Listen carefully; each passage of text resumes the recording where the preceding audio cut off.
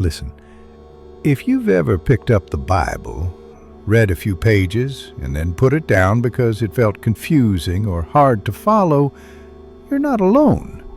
The Bible is one of the most influential books ever written, but it's also one of the most misunderstood.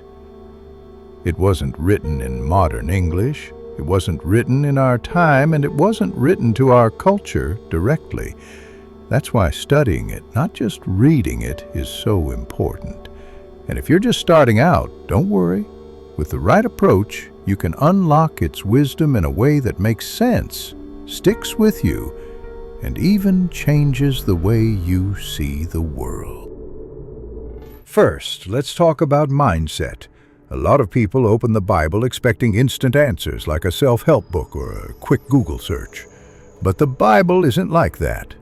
It's a collection of ancient writings, history, poetry, laws, letters, prophecies, written over thousands of years by different authors in different languages.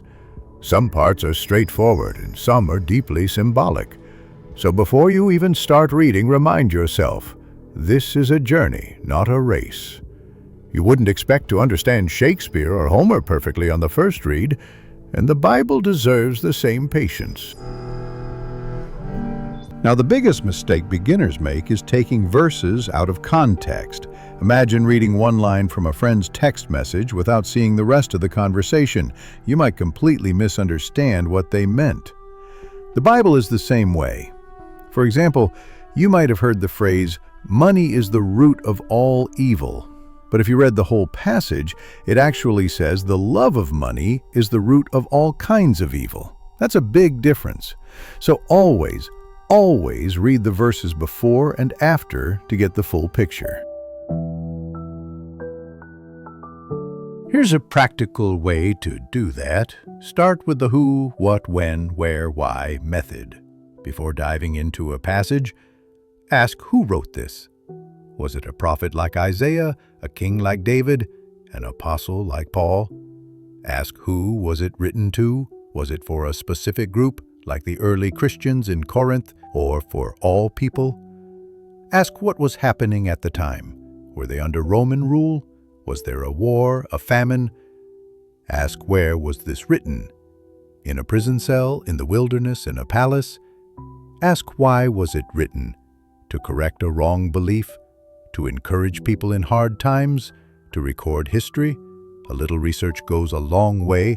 A study Bible or a quick online search can give you this background in minutes.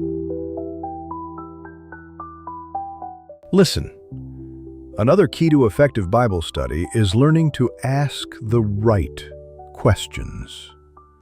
Don't just read passively. Engage with the text. For example, if you're reading the story of Noah's Ark, don't just think, okay, big flood, animals on a boat. Ask deeper questions. Why did God choose Noah out of everyone else? What does this story tell us about justice and mercy?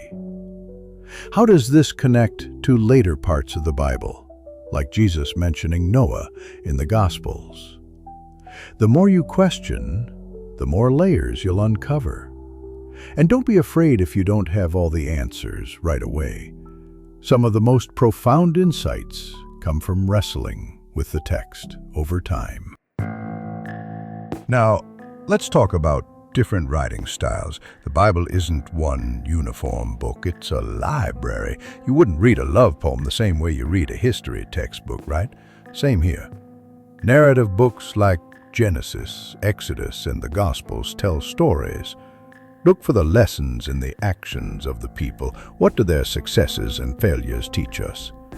Poetry like Psalms and Song of Solomon use vivid imagery and emotion. They're meant to be felt, not just analyzed. Prophecy books like Isaiah and Revelation are full of symbols. A lion might mean strength, a lamb might mean sacrifice.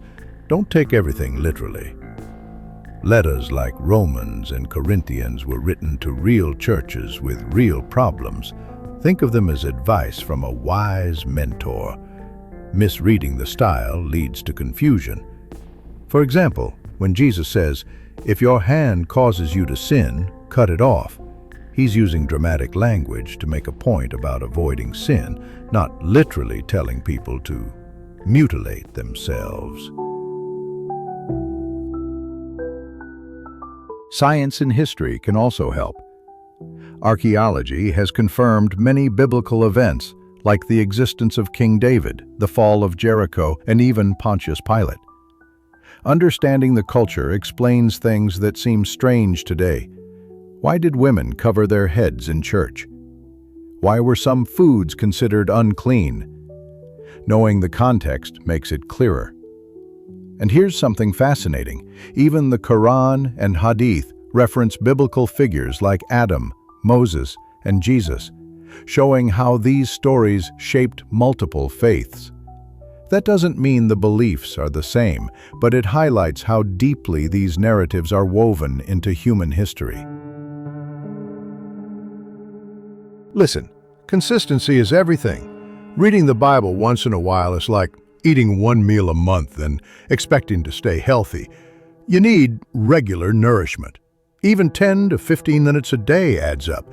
Start with the Gospels like Matthew, Mark, Luke, and John to understand Jesus' life.